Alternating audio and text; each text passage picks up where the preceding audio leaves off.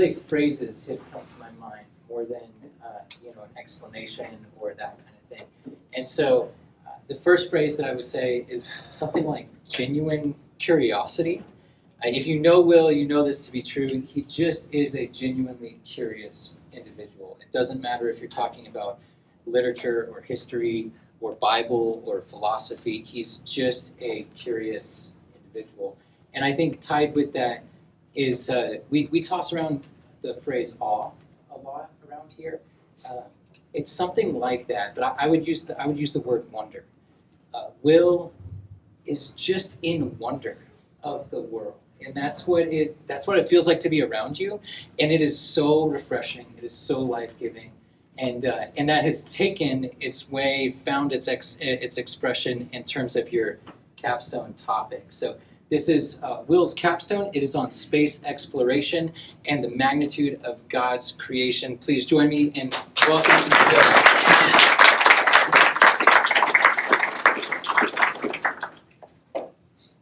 In 1961, after Yuri Gagarin became the first man to travel into space, U.S.S.R. Premier Nikita Krushchev concluded, "Why are you clinging on to God? Gagarin flew into space and didn't see God." Does the existence of and our scale outside of Earth disprove God? I seek to illustrate that the opposite is true. The nature of our universe is strong and in many ways undeniable evidence for intelligent design. I've always loved the idea of space exploration and the magnitude of God's creation since I was about 8, especially learning that my grandfather worked with NASA in the 70s. The sheer effort and ingenuity involved in sending men into space is an incredible demonstration of the faculties God has provided us as a species and our capacity to use these faculties in incredible ways. Additionally, God's sheer size and power is incredibly well reflected in things like black holes possessing the masses of entire solar systems in hypothetically infinitely small spaces. It really demonstrates God's omnipotence in ways far more obvious than, say, the geological or biological workings of Earth. As Psalms 19:1 declares, "The heavens declare the glory of God, the skies proclaim the work of his hands."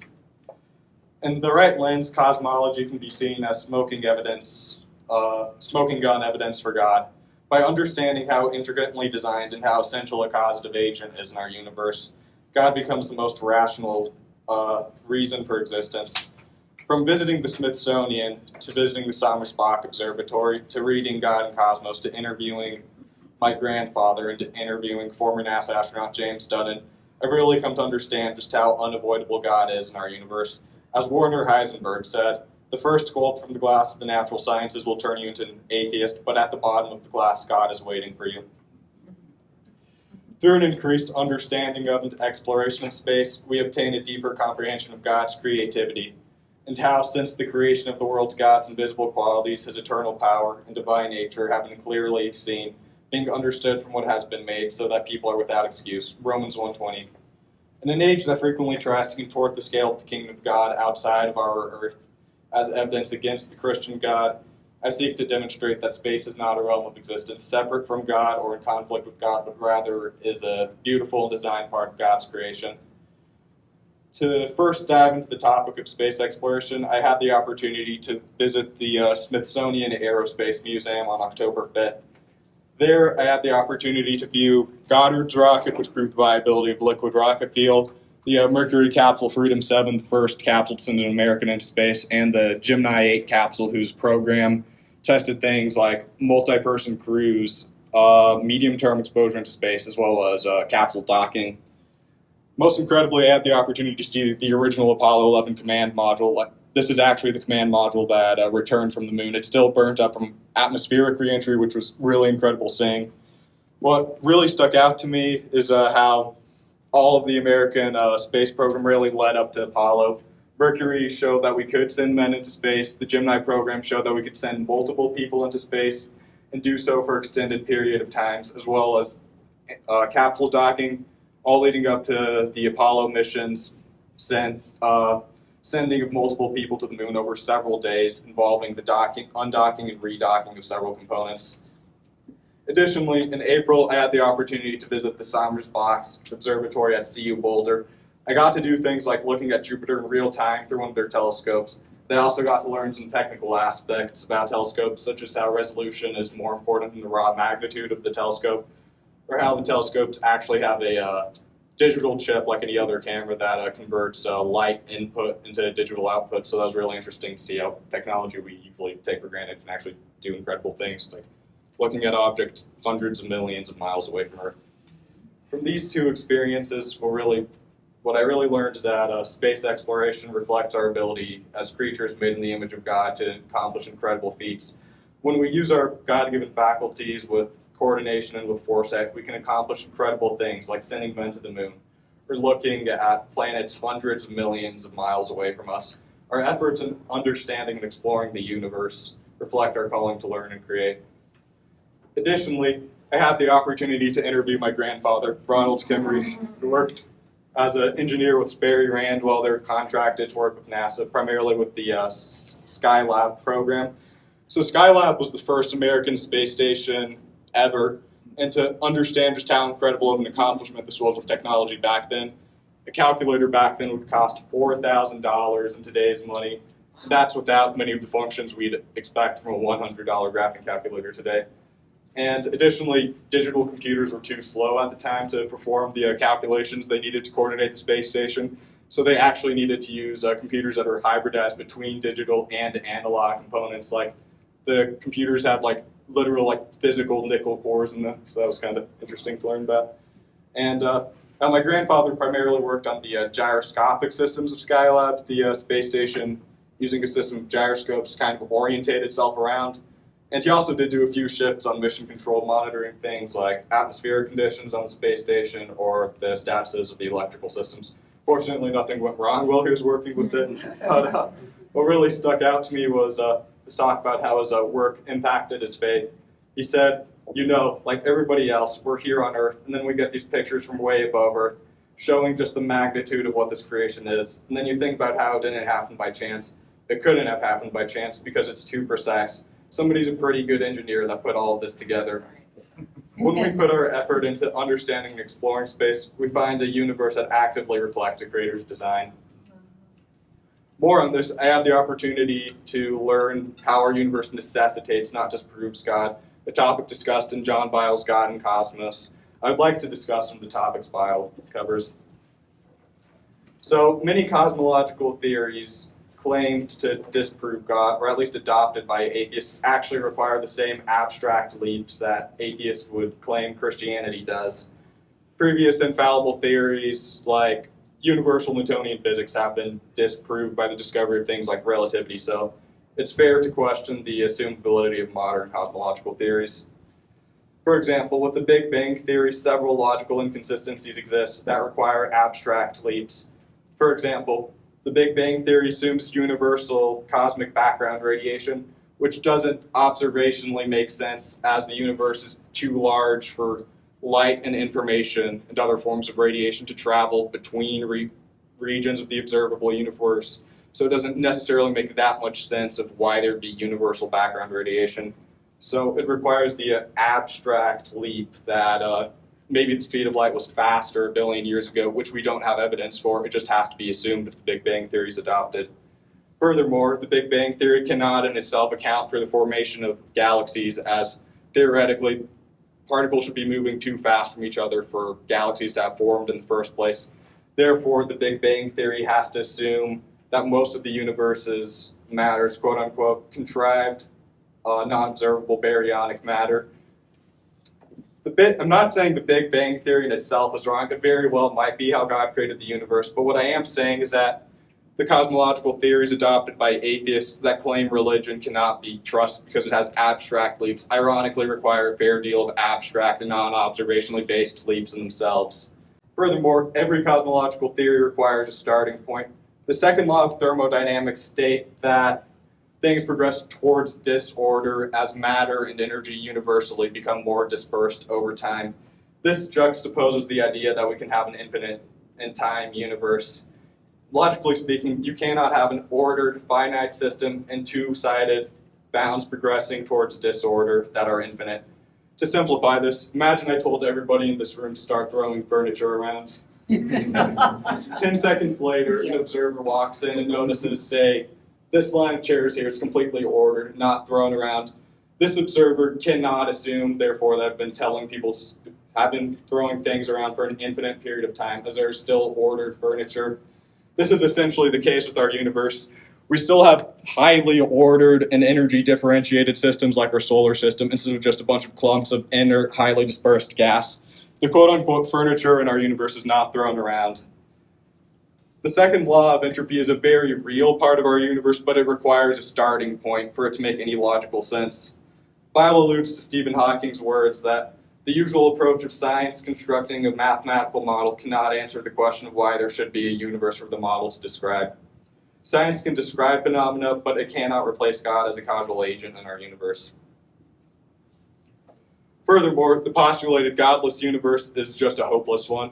Regarding the discovery of the second law of thermodynamics in the 1800s culture where atheism was becoming the new scientific norm, Bile writes that the second law, in particular with its gloomy predictions of the demise of life in the universe, snuffed out the optimistic view of the universe evolving to ever greater perfection. In its place came a sense of despair, a feeling that our habitable universe was a mere statistical accident, with no future prospects and no ultimate purpose. The nihilism we see so present in our culture in many ways can be seen as a direct consequence of assuming that there is a godless universe. If everything is progressing just towards black holes or piles of inert gas, then morality, truth, and beauty become meaningless if you assume that there is no God who wrote the laws and can intervene with them as he sees fit. I would now like to touch upon our current colonization plans. We may imagine colonizing Venus or the moon. However, the most practical target is Mars.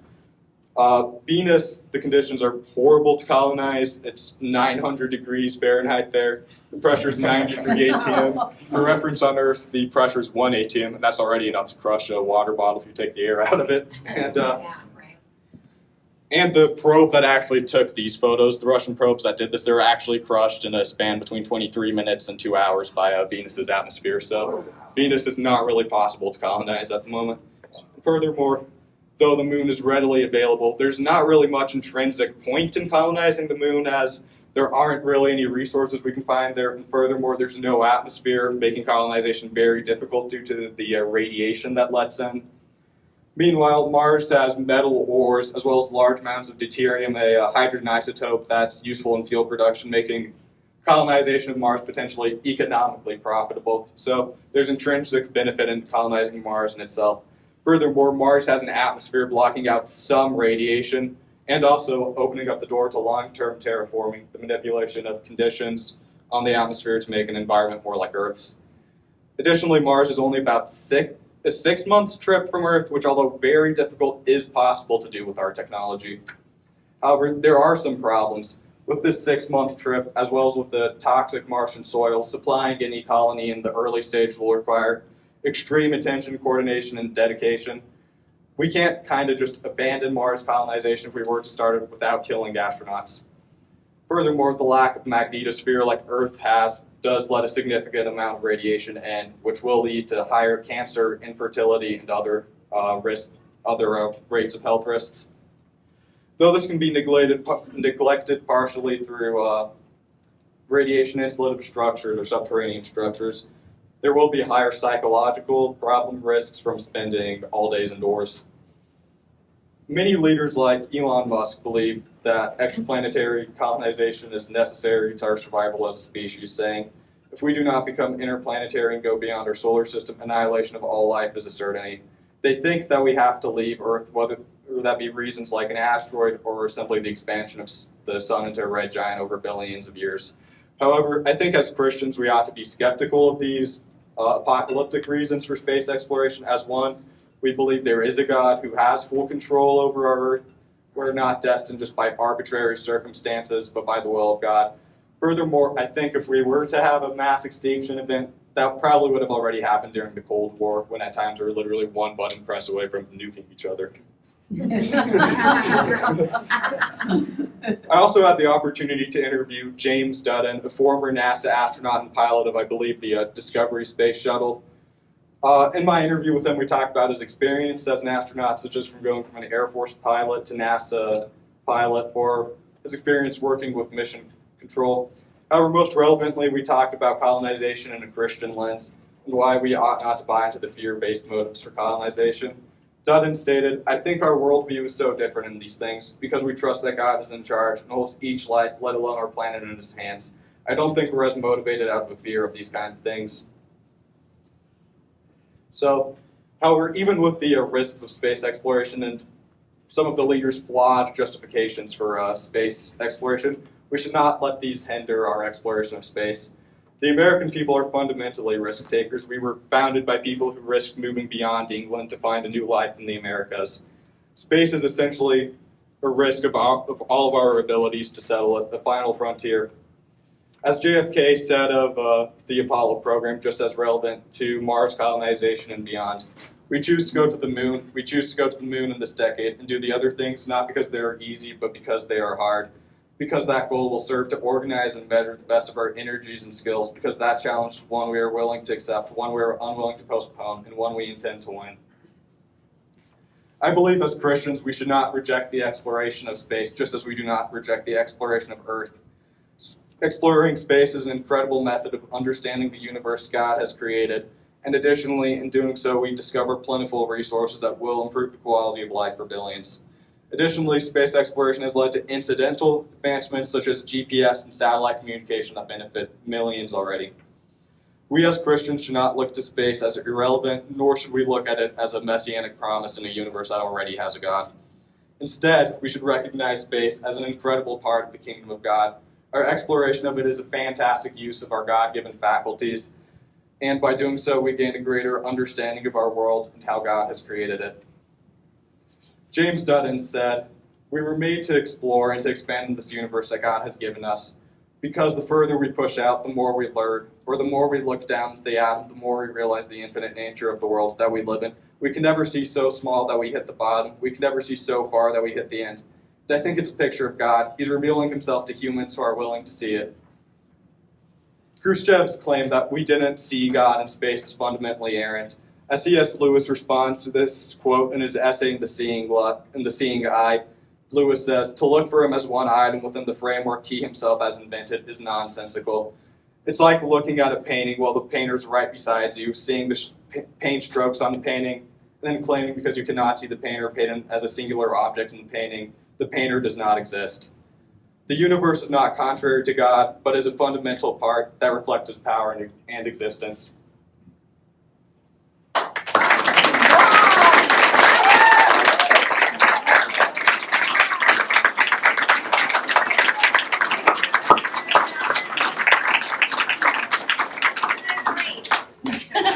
We have some time for questions. What questions would you guys like to pose to Will?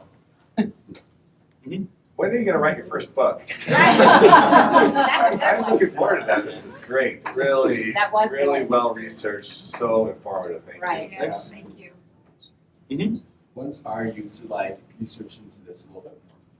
Oh, well, I was really interested in space just for the longest time, so I thought it would be really interesting to just kind of dive into that in like a Christian lens and just kind of explore like how it acts as evidence for God. Yeah? Are you going to pursue a career in this after high school or college? The thing, like, if I were to go into the Navy, it would be possible to do that, but the chances are not really that high to where I could like necessarily say like I 100% am doing that, but I am open to that if that's a possibility. Nice. If they do another instance like Apollo 11 and do try to go to the moon, would you want to be a part of the mission with engineering and Yeah. actually participating in that? Sure. That's good, right. That'd be really cool. Right. If you could be a part of one program, what would it be? Like Mars and I think I'd have to go with the moon, because with the Mars missions, like, it seems like if you were to go to Mars, you'd kind of be stuck there for life, or at least for a significant portion of your life, just because it's a 6-month trip and it requires significant coordination. Oh, no, and time. like working on. Oh, working not on. like being it. I'd love to work with Mars. That would be really incredible to work with the technology there. It takes 6 months to get to Mars. Yes. So they're traveling in this ship for 6 months. Yeah. Really? would be a year round trip. So, Mars can you about. grow plants in Mars or no? Not really, no, because they do have soil, but the soil's toxic. Okay.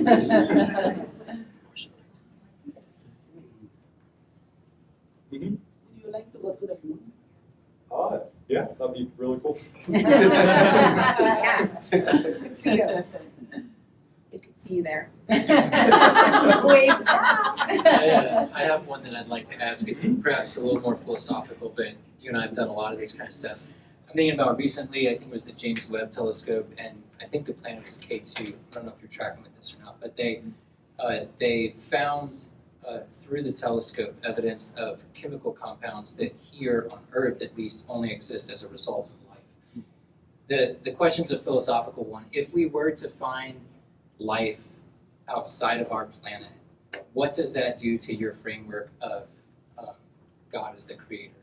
How does that impact you as you think about God as the creator? In a lot of ways, I think it depends what kind of life we're finding. If it's just microbial or just plants or non-rational animals, I think that leaves our worldview very similar to how it is right now.